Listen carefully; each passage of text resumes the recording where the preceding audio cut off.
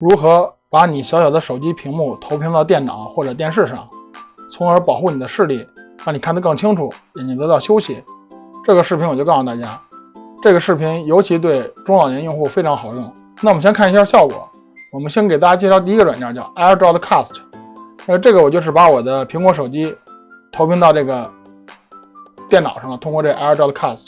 那当我在苹果手机上做操作的时候，这个操作的界面就会在这个 AirDroidCast 这个电脑上显示出来。你看这个字都非常大，而且也比较流畅。这是第一个软件。除此之外，还有一个软件叫乐播投屏。这个是把我的苹果手机通过乐播投屏到这个电脑上了。我这个视频就给大家介绍一下这两个软件怎么安装使用。如果大家有什么想法，可以发在评论区。如果有问题呢，我也可以慢慢给大家一一解答。那我们来先看一下 AirDroidCast。首先打开 Bing 搜索引擎，然后输入 AirDroidCast 或者 AirDroidCast 官网，这个链接就是它的下载链接。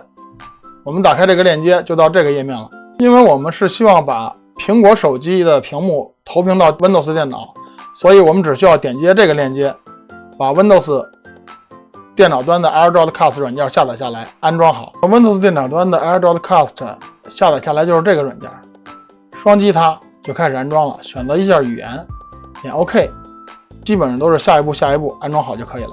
安装好之后呢，就会在桌面上创建一个这样的快捷方式，叫 AirDroidCast。我们双击它就运行起来了。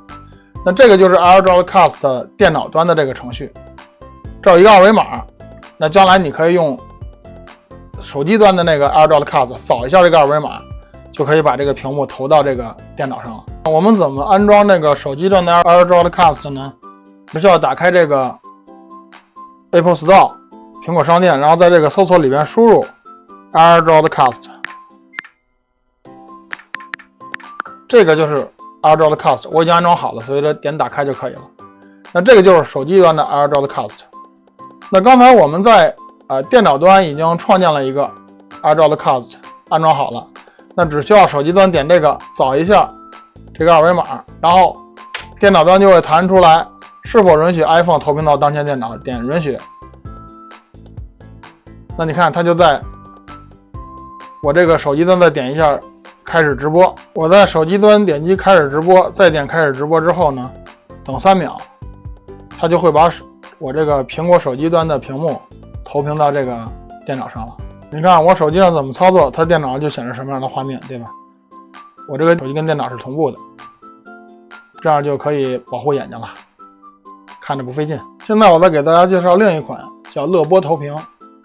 在 Bing 搜索引擎里边输入乐播投屏，然后这个网站 h5.乐播.com.cn 点开，就是这个页面。在这个里边也是需要先下载一个乐播投屏电脑版的软件，点下载。